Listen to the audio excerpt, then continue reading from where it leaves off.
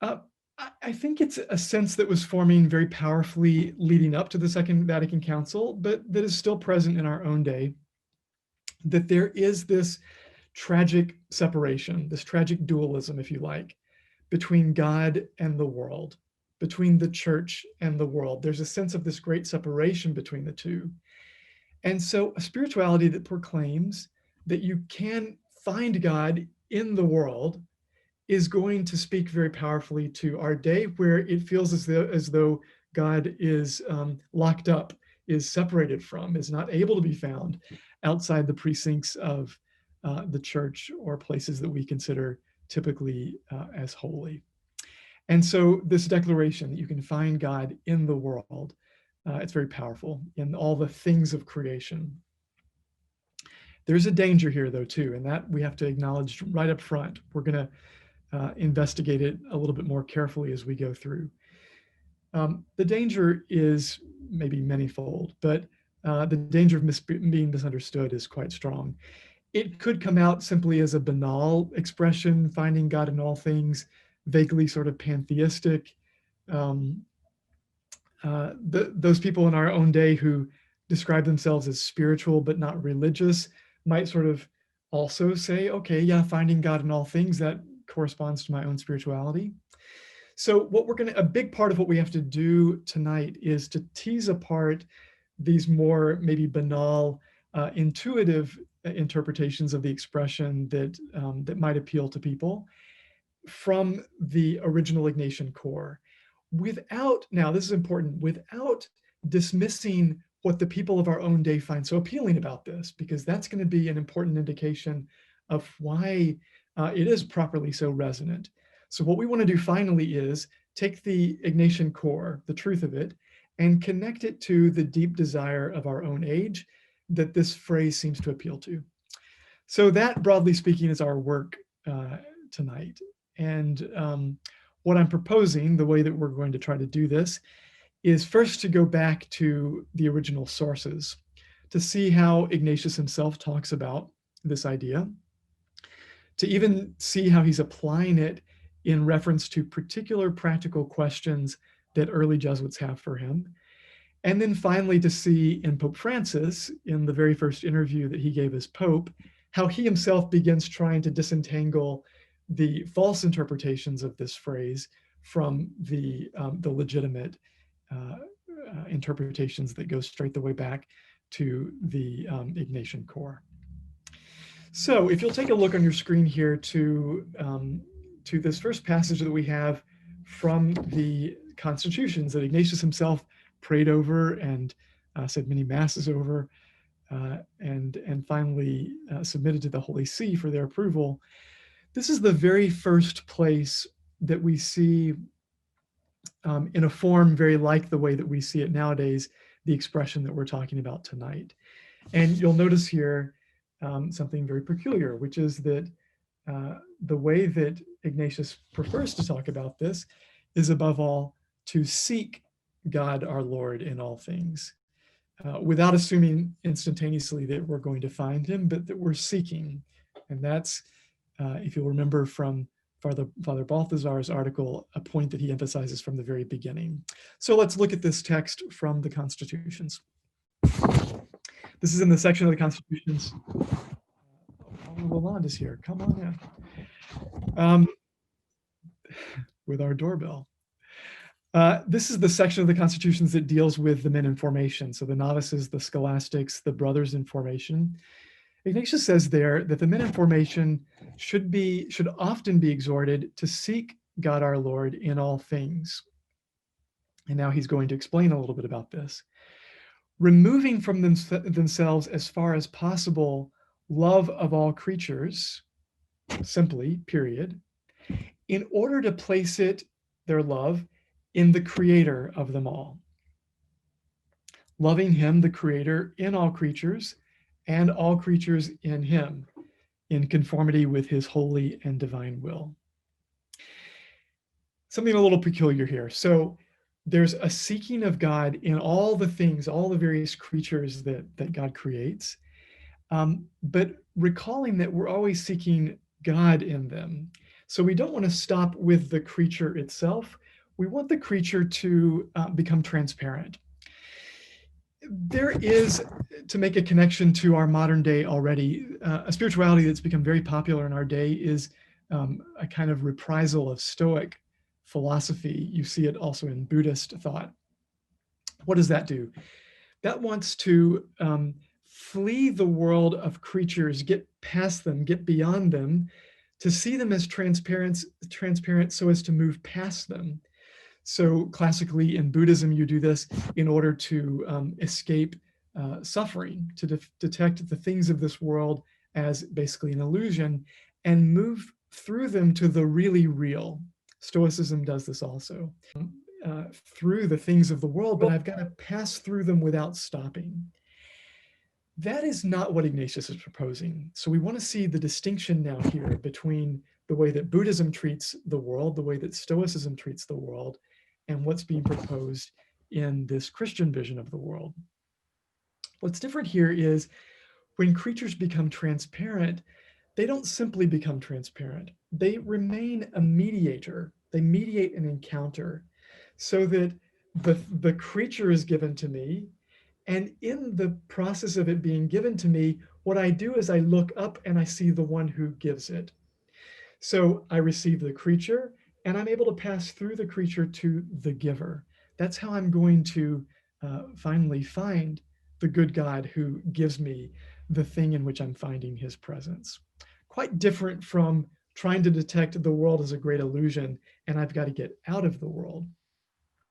You're going to see this in a powerful way in the reading we have from Balthasar, because he insists that once I find God in his creatures and him coming to me, what I have to do is now go with him into the world.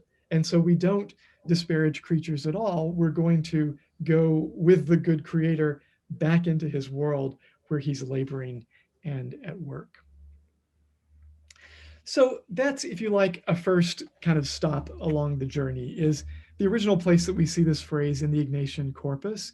Here in the Constitutions, we ought to be encouraging the Jesuits in formation, and this would extend beyond that certainly, to be on the lookout for God, who is revealing himself in the good things of the world that he creates, in giving them to us, in dwelling in them, in even superseding them in his own goodness, but making his goodness known in the creatures of the world. And finally, again, back here, the charge to us is to love him in those creatures, and not stopping there, but loving all creatures in this particular way in him, loving him and creatures and all creatures in him. So that's the starting point. Let me just pause there and just see any questions so far, any areas that you're not quite sure about so far.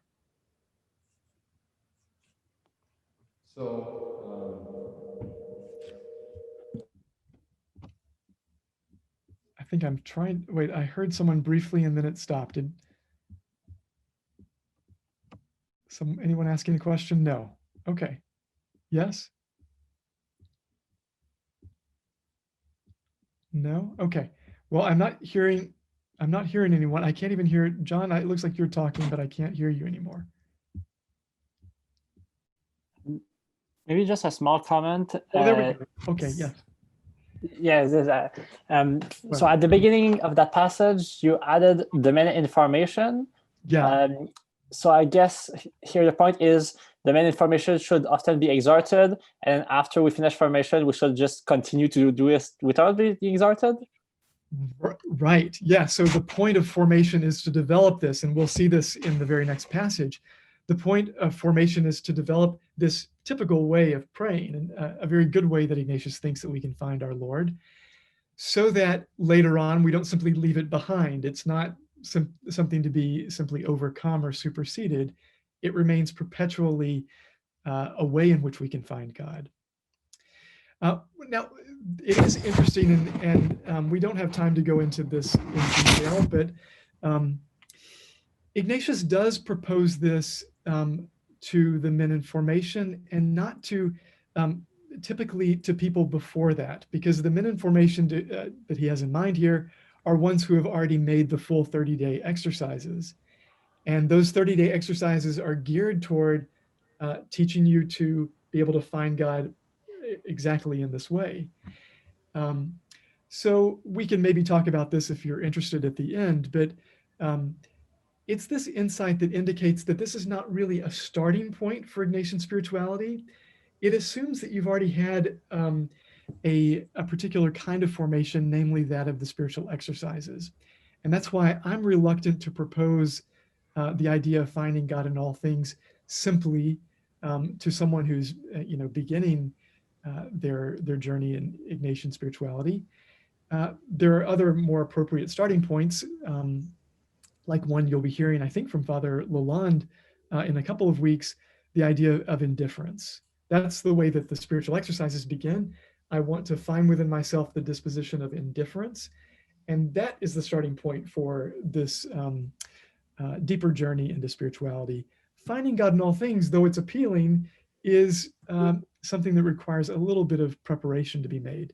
So I know that wasn't precisely your question, Samuel, but that does indicate why he's addressing the men in formation in particular. Okay, it's interesting. It clicks a little bit with like the dangers you talk, that it's Yeah. it's And not just direct. to flag one of them, which we can talk about at greater length later, to flag one danger. If I haven't experienced the profound conversion of the kind that the spiritual exercises is designed to foster and to cultivate, if I have not experienced that kind of a conversion, what I'm much more inclined to do is to find myself in all things. By which I mean, I look around the things of the world and I see how they can be useful to me. I still tend to see myself as the point of synthesis, the point of integration. And so I'm relating all things in the world to me. And the danger there would be that I can convince myself that I'm finding God when in fact I'm just finding myself. That's going to be Pope Francis's corrective, which we'll see in just a moment. We can talk about that principle more in a moment, but I have to have undergone a great conversion to be sure that I'm not finding myself projected as God, but finding the real God. Yeah, thanks. You're welcome. So any other questions before we go to this next passage here? Phone's right there. Hi. Hi. Doctor, really like, You're good. Don't touch it. Just identify yourself. oh yeah. Speaking from the candidate B. So would you say that we're indifferent, practicing indifference to created things for the purpose of seeing them in a teleological sense more clearly? That is that a proper characterization, that the indifference, we don't see them for what they are in and of themselves, right? In terms of what's, we see their intrinsic nature in relation to God. That's sort of and nature in all things. That's kind of the purpose of the indifference. Am I correct in saying? Right, because otherwise you see, I'll love a creature for some other end. So the very beginning, and I don't want to anticipate Father Jason's presentation too much. I think it's Jason who's talking about indifference. Is that right, Father John? Okay. Yeah. The start of the spiritual exercises is this meditation called the principle and foundation, which is a real foundation. And the foundation is indifference. I find myself not grabbing onto creatures, not being attached to them without having that attachment made by God himself. So I have to get to the point where my hands are very open and free so that I can be sure that my relationship to creatures is not one simply of my own making, which is probably going to be an artifact of some disordered desires and attachments. I have to let all those attachments that I might have be broken so that I stand in an even balance, and let the Lord now tip the scales. Let him make the difference. Let him attach me to creatures in the proper way, which also, as you point out, helps me to see through them to the good creator who gives them to me. So that's the whole drama. That's the whole undertaking of the spiritual exercises, is to break the disordered attachments so that I can end at this place where creatures have the right value for me. And then I can love God in the creature and love the creature in God. Thank you. Why don't we, let's keep going down here, because I think this will help illuminate again some of the questions that may be already forming for you.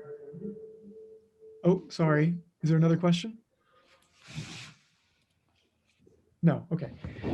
So take a look at this second passage here. I think I'm just getting feedback in my own voice. This is a letter that Ignatius wrote to a Portuguese scholastic, Antonio Brandão, 1551. He wrote with a number of questions about how to live their life and studies. And Ignatius wrote back this response about their prayer in particular, and about the various exercises that they can do. I've given you the whole response here. It's only the middle bit that actually corresponds to finding God in all things.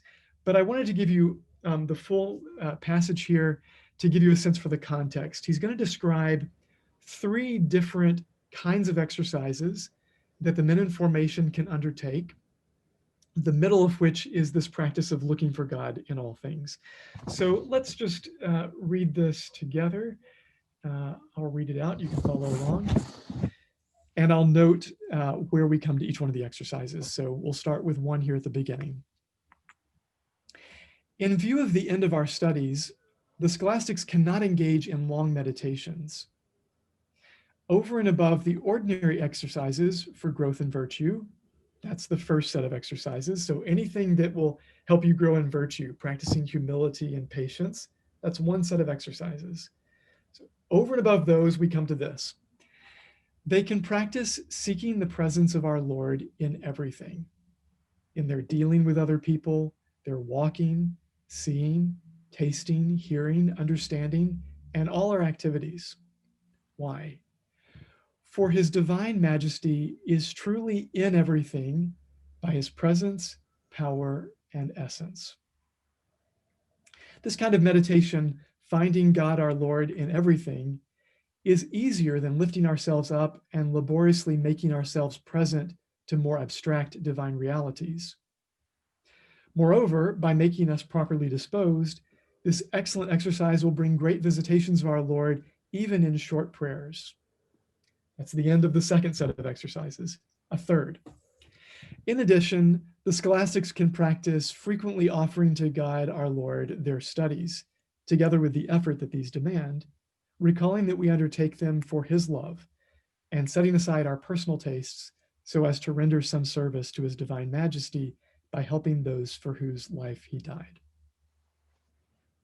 So that's the answer. How do the scholastics, how do they keep growing in their prayer and prayer exercises?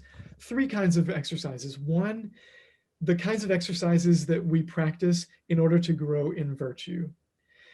Lastly, the exercise of offering up my daily work to the Lord.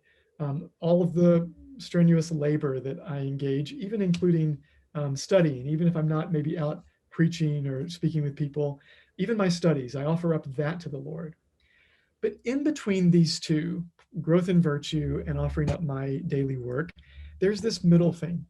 And the middle thing is basically everything else. What am I experiencing during the day? Any kind of activity that I'm involved in, including my afternoon walk, the conversations I'm having with people. And notice especially the use of my senses, which have been honed in the spiritual exercises, where I've tried to let them become spiritual senses. So my hearing, my sight, even my taste, the ways that God gives me to experience his good creation that gets elevated. Typically, the way that these men in formation would have done this on a daily basis would be in their examen. At the end of the day, they're looking back and they're trying to notice, okay, where were all those many ways that God made his presence known to me? In these very earthy ways, these ways that even deal with my simple sensing of the world. But not only that, I was having the conversation with someone, and a bit like those disciples on the road to Emmaus, my heart was sort of inflamed by that conversation that I had. So noticing all of those things, that's the practice of what Ignatius has in mind for finding God in these many things of the world, the creatures. Just notice what he says here, two different notes. I'm going to highlight a word there. Two characteristics of this kind of exercise, of looking for God in things. Why do it? Well, one, it's easier than the kind of meditations that we typically make in the spiritual exercises that try to bring us up to this very high level of contemplation, where we're asking the Lord to make present to us, even sometimes very abstract mysteries like the mystery of the Trinity.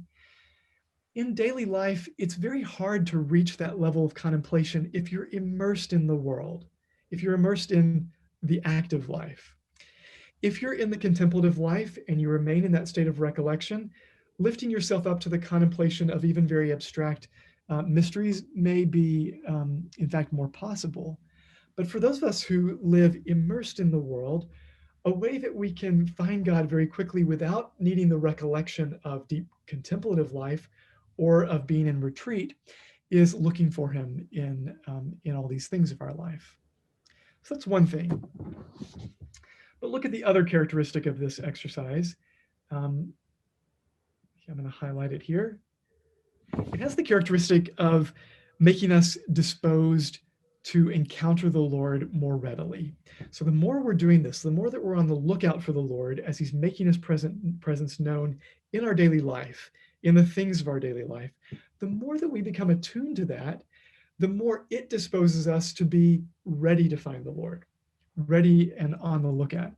If you have a chance to read the autobiography of Ignatius, in the very last chapter, there's this astonishing revelation that Ignatius makes to the man to whom he's dictating his autobiography. He notes that at any moment, at the end of his life, at any moment, he could very quickly find God. He had so long over his life been looking for God, been constantly asking God to make him more and more disposed to find him, that he could readily find God whenever he wanted to, whenever he went seeking him. So here Ignatius is encouraging these young folks in formation. Practice this exercise. It's going to make you more and more disposed to find God when you're looking for him. Let's pause there. That's another little block of text. Any reactions or questions from you there before we look at Pope Francis trying to make a discernment now about how we live this in the 21st century? I have one, Father. I'm kind of curious as to the method. Like, I'm not understanding how one goes about this other than retrospectively in the examen. How would you do this in the present? Like, as it's happened, as you're walking or as you're seeing or tasting? Is it just appreciating the good things of the thing that you're doing? Like, is it just giving thanks, or is there a method of some kind? Because it's hard for me to grasp just the concept. Excellent question. That's a great question. First of all, I think what St. Ignatius has in mind to begin with is, first of all, in the examen. Now, the examen for these folks with whom Ignatius is communicating are men in formation. So they're doing an examen twice a day, typically around lunchtime and then at the end of the day.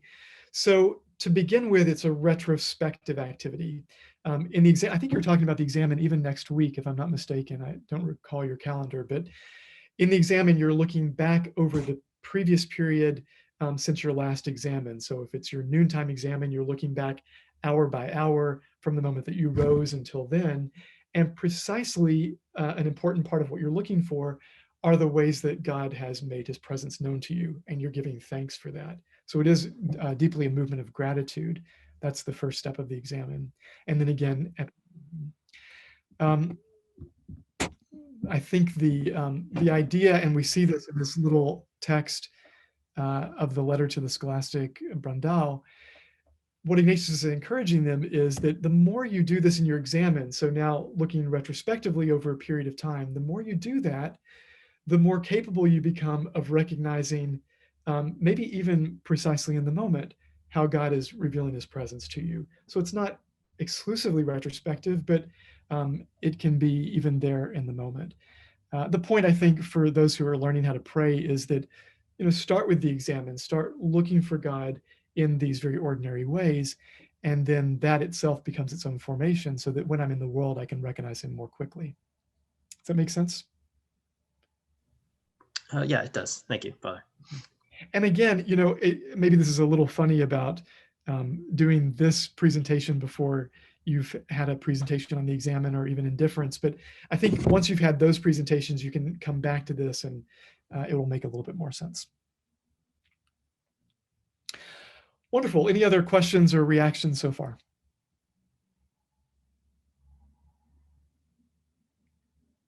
Okay, well, let's look at this last section. This is the very first interview that Pope Francis gave as Pope. And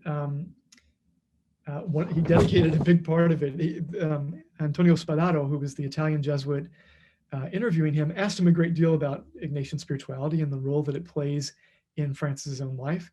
And he spent a good amount of time here talking about this principle of finding God in all things. Let's see what he had to say. Finding God in all things is not an empirical eureka. When we desire to encounter God, we would like to verify him immediately by an empirical method, but you cannot meet God this way. In this quest to seek and find God in all things, there is still an area of uncertainty. There must be. You must leave room for the Lord, not for our certainties. We must be humble. Uncertainty is in every true discernment that is open to finding confirmation in spiritual consolation. The risk in seeking and finding God in all things, then, is the willingness to explain too much, to say with human certainty and arrogance, God is here. We will only find a God that fits our measure. The correct attitude is that of St. Augustine. Seek God to find him, and find God to keep searching for God forever. God is always a surprise, so you never know where and how you will find him. You are not setting the time and place of the encounter with him. You must therefore discern the encounter. Discernment is essential.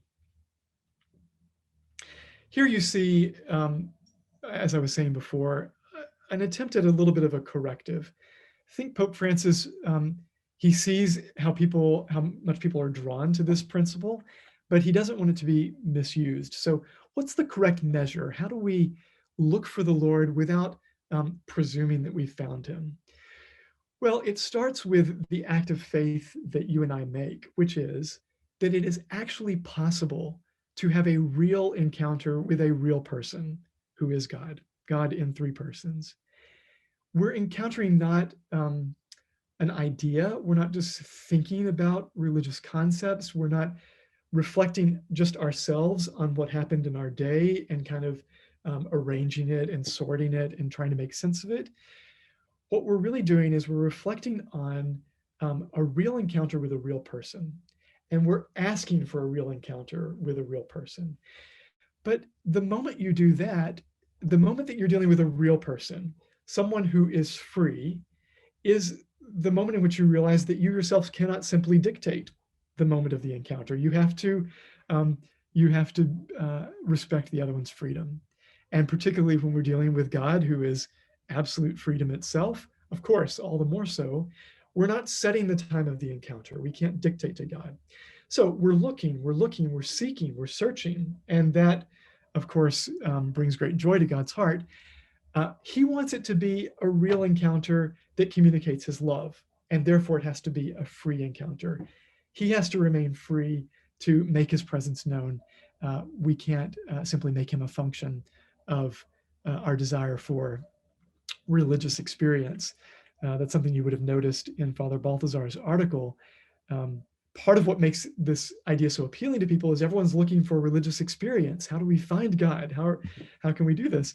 And the first principle is leave God free. God is going to be the one who communicates himself to me, and I must start by leaving him free.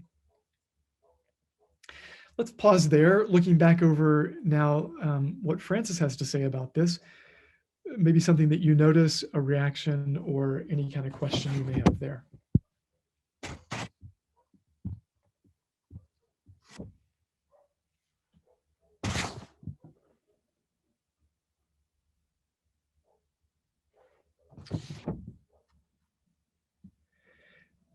Okay, well, in that case, I'm sorry. yes. Yeah, just the correct attitude is that of Saint Augustine. And maybe you can elaborate a bit more on seek God to find him and find God to keep searching for God forever. Is that kind of like when we were talking about seeing God through the creatures and not stopping at the creatures, is that saying that even when we think we found God, we must still continue to find God even more, something like that?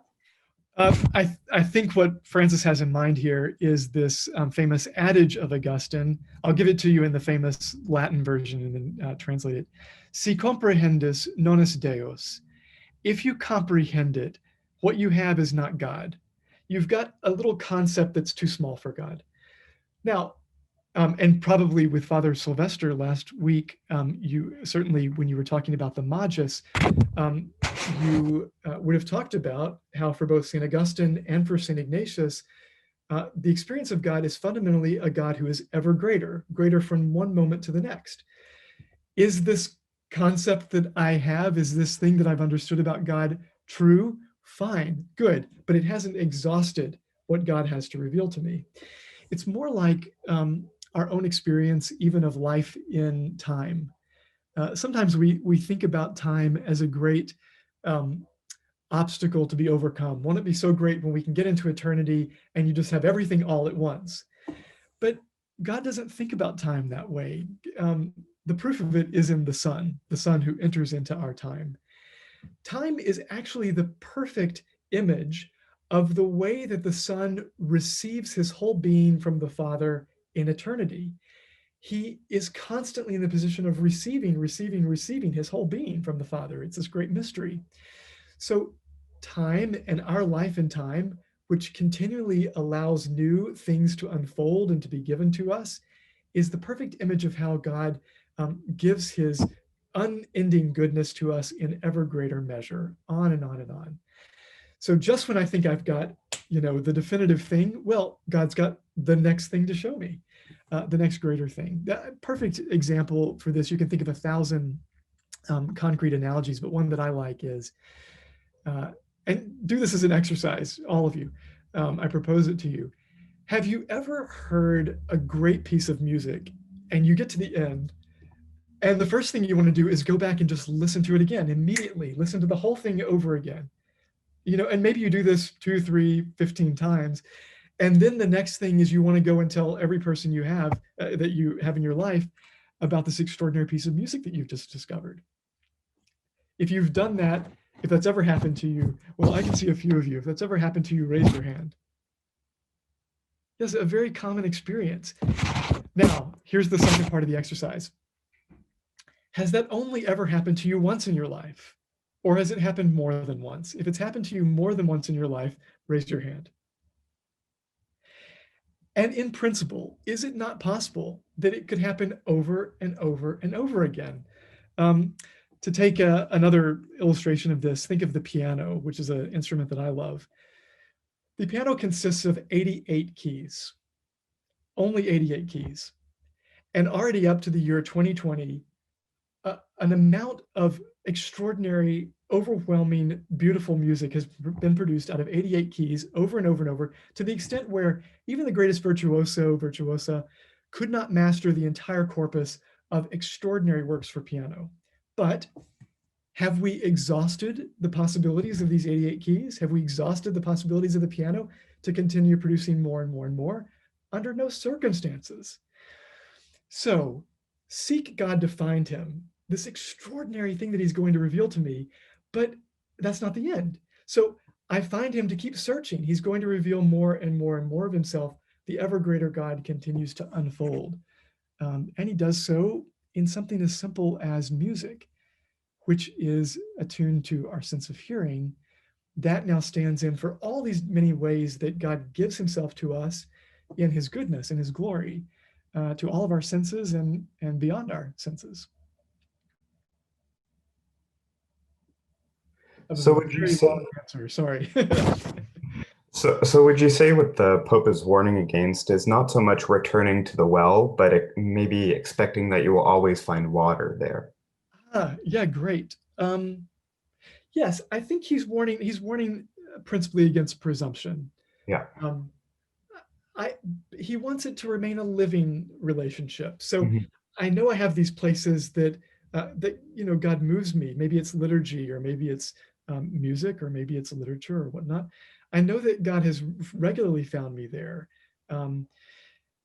So I can go back, but I leave God free. Maybe now is not the time that he wants to just give me overflowing consolation. Here's another analogy from music. And you could think of an analogy in literature, but if every moment were the grand finale of the symphony, then in fact, no moment would be the grand finale of the symphony. There's got to be the introduction of a theme in the first movement, and then maybe the theme gets inverted if you're in sonata form, and you go away from the tonal key, and then you return to it. There has to be development for you and me, because that's the form of our life. We're creatures, so we live in the state of development, the state of finitude. So I, if every day is Christmas, no day is Christmas. I know that Christmas is great, and I go fully expecting to meet the Lord maybe in Christmas midnight mass, but I leave him free. That's the idea. Thank you. Yeah. Other reactions, questions, etc.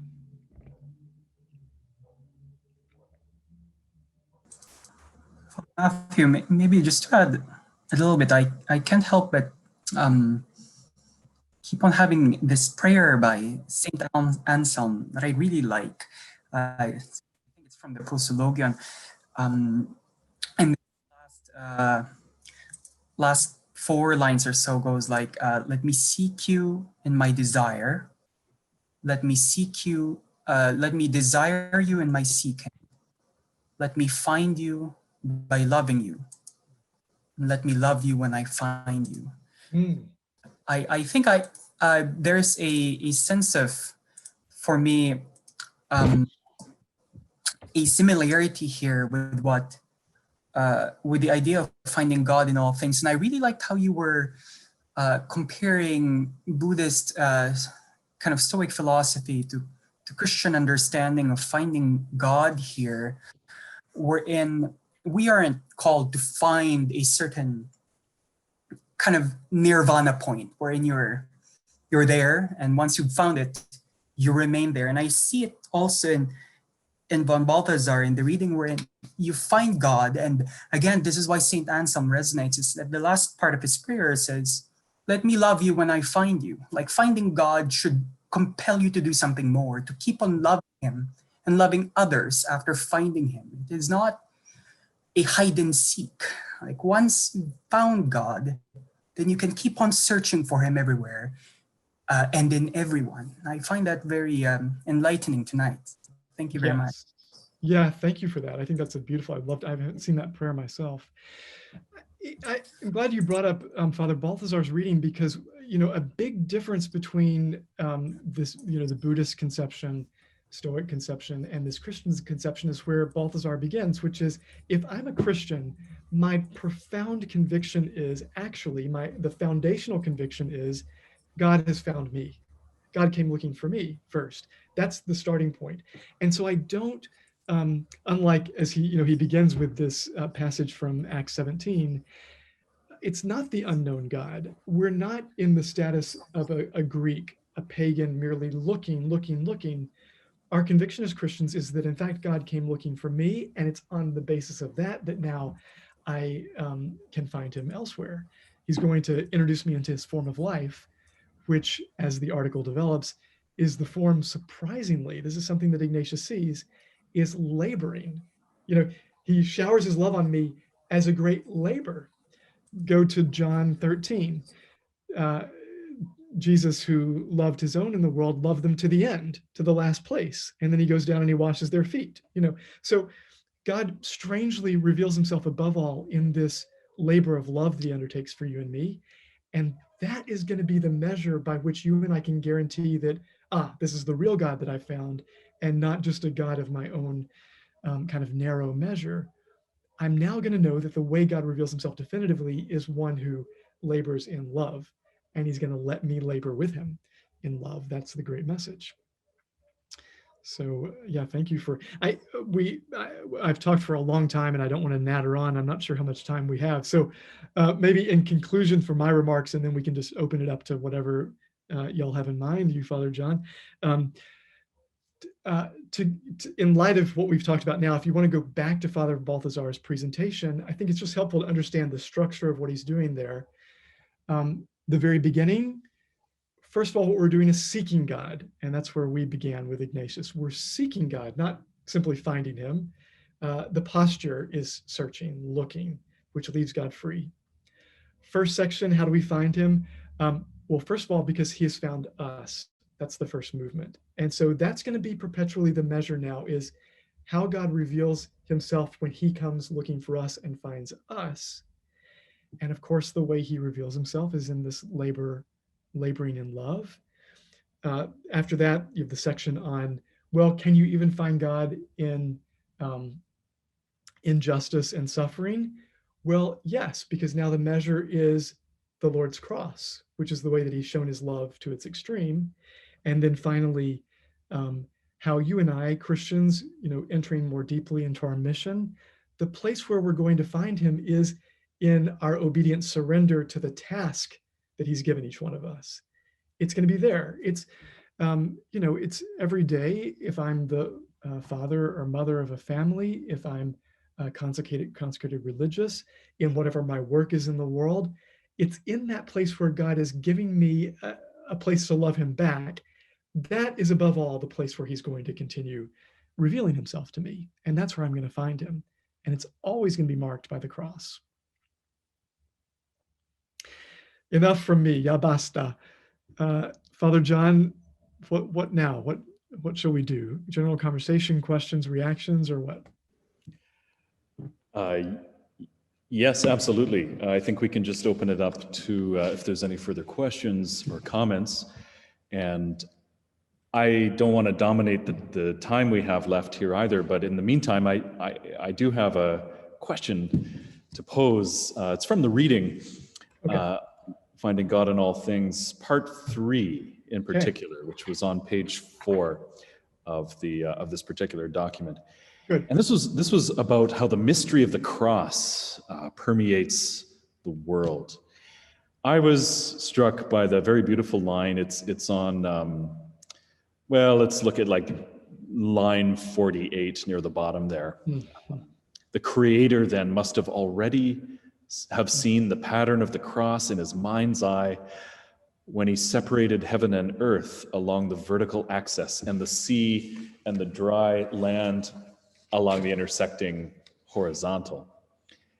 And then from there, he goes on to just see how, well, he talks about Auschwitz and the Gulag and all these ways in which sin, death, suffering are present in the world, but also how God is laboring, as you said, within this. So, speaking for myself, I've always found my access point to finding God in all things to be very, very much to be through the Paschal mystery, like just to see suffering, death, and resurrection all around me in the world. I see it in nature. I see it in the way seeds are produced and produce new life in plants and the animal kingdom. And then I see it in human activity. I mean, I was wondering what you would comment on that. Maybe just even your own testimony about that. Certainly as a priest, you see it. Maybe, but we're all priests by virtue of our baptism. So it's out there, Yeah, what would you say to that, Matthew? Well, I think it's one of the most moving insights. Father Balthazar mentions this in a number of his works, that creation is marked from the very beginning by a cross, which tells you that the cross is not a mistake. It's not something that happens after the fact. It's not plan B. It's what God is committing himself to from the beginning. So he's already guaranteed. It's a note of hope, I think, because maybe particularly in our age, 20th century, 21st century, people are so racked by anxiety. And it's very easy to descend very quickly into if not full on despair, at least a great deal of depression and anxiety. And when I return to this, this insight that the Lord, almost like a guarantee, he's already made a guarantee from the outset of creation by marking it with the cross. It means that any of the sufferings that I endure or that I witness are already bounded by two moments of joy, is the way that Balthasar puts it in his book, Engagement with God. It's bounded by two moments of joy, the joy of creation and the joy of redemption. And everything that happens between that has the final meaning of joy. That is the message of the gospel. And that's why the principal note of Pope Francis's papacy has been joy, joy, joy. To give just one example from my experience of priesthood, one experiences this in the confessional over and over and over. I heard a confession last year of a man who had seriously betrayed his wife and could not stop crying uncontrollably in confession. And I just had the absolute confidence when that man left the confessional that this moment of profound betrayal and brokenness that he had seen it all the way to the ugly end of it, that it had become now precisely the thing that was going to knit them together in an unshakable way in their marriage. This extraordinary reality that God can mark even that seeming hopelessly ugly thing by the reality of his resurrection. That's just one example, one story, but you see it over and over and over.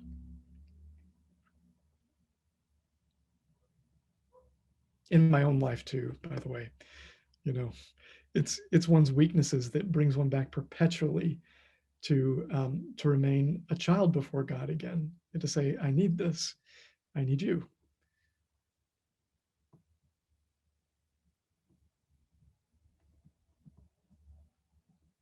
It's remarkable how many people, when they give their vocation story or their conversion story, it's basically a Paschal mystery story. There's elements of someone's passion, death, and resurrection, and how Jesus Christ has met them along the way somewhere and transformed them. And isn't that writ everywhere? It's everywhere. It's Ignatius's story. When you go back to the autobiography, shortly after the first part of his conversion, the most kind of dramatic part of his conversion, something that starts happening immediately is he starts seeing this thing that gives him great pleasure. It's like very beautiful, and he receives great consolation actually looking at it.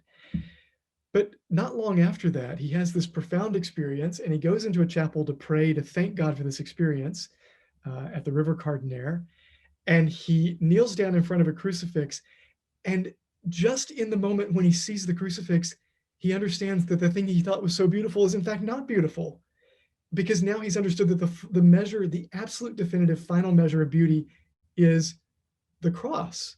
And so now he's got the tool to see what's really beautiful, and now he realizes actually this thing was a temptation from the evil spirit. So take a look in chapter 3 of the autobiography if you're interested in more about that story. The cross is the revelation of beauty, and that's what John sees above all in his gospel. It's a glorious passion. It's God revealing the extraordinary depths of his love. Not the note of suffering is not in the forefront as it is in, say, Mark's or Matthew's gospel, but it's the glory, the like streaming glory of God's love at every moment in the passion.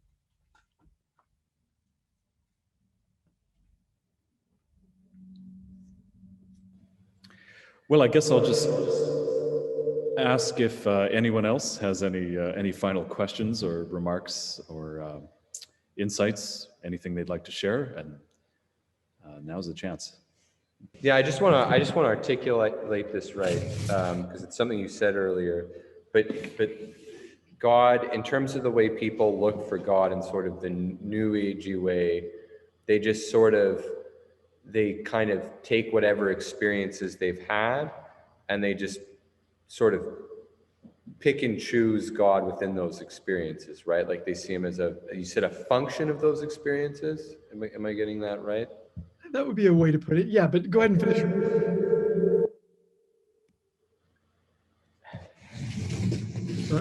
Okay. So carry on, Father. I just wanted you to be able to finish your point.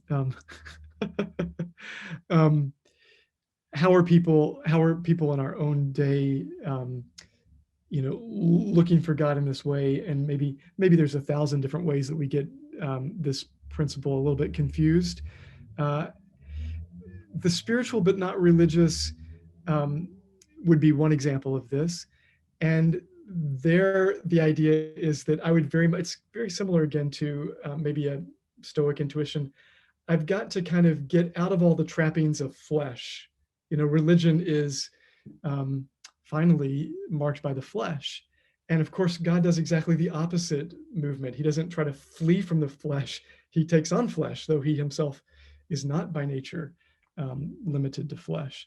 So there might be a bunch of different ways that this is expressed in our own day. I think what you and I have to do as Christians is, if we are dealing with people who are looking for God, and they're finding it maybe that there's that they're not looking in this well-ordered way that we've talked about from St. Ignatius. The point is to find what's good in what they're doing and work from there and build outward. And maybe you all have already talked about the presupposition from the exercises. We try to save the proposition of the other and help them see what in what they're doing is good, and let's purify the bits that are not good so that we can really reach what we're looking for, which is an encounter with God, and not an encounter just with myself. Here's just to give you one example. The phrase "a curated life" has become very popular in our day. I curate all the elements of my existence. I try to make it personally meaningful. I'm the one supplying all the meaning. And I've used all these various creatures to do that. But finally, it's just a mirror. I'm only seeing myself. And so what we're trying to do here is to get beyond the mirror. We want to actually see in these various things, see through them to the one who gives them to us. And if we're going to do that, of course, the cross is going to be involved, because it's going to mean dying to myself and my desire to curate my life, and letting the Lord be the one who gives them to me. That's the movement we've got to make. But we start by looking.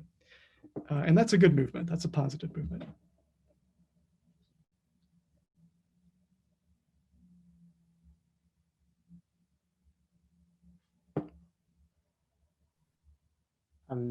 If I made just a small comment, I'm not sure how to put this in a question, so I guess my question will be what you want to comment on this. But all this discussion made me think a little bit. We were discussing the Advent Gospels, and then there's in the next week Gospel, it says, be watchful, be alert, you do not know when the time will come. And it's not only like in next week Gospel, but it comes back so many times. And in fact, when I was looking just quickly in the web to find some quote, I find it interesting because I usually hear the gospel in French, where the word veiller is much more about stay awake. It's not so much about watch. Like he says, watch, therefore, blah, blah.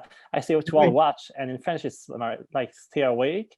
Yeah. But I feel that in all such gospel passages, that there are many of them, I feel that this idea of finding God in all things, it's kind of a commandment in some sense.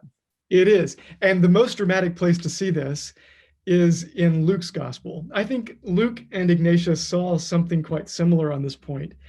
If you go to, gosh, I'll have to get the exact reference for you. Maybe send it to Father John to relay. It's the passage in Luke's gospel where he's just talked about how it's the Father's good pleasure to give you everything. Don't worry what you wear or eat or drink or whatever. And the very next moment, Jesus said, but stay awake, because at an hour that you do not know, the Lord will come. And Peter's confused by this. And Peter says at that moment, it only appears in Luke's gospel, and Peter says, Lord, is this meant for us, or are you talking to the crowds? because he's just been talking to the disciples about how they have nothing to worry about. And Jesus says, essentially, you too stay awake. If you're not awake, how is anyone else going to be awake? It's the Father's good pleasure to give you everything, but you must remain in this constant vigilant state. That's the perpetual disposition of the Christian. So I think you're exactly right, Samuel. It's like Luke 14 or 12 or something like that. We can find the exact passage.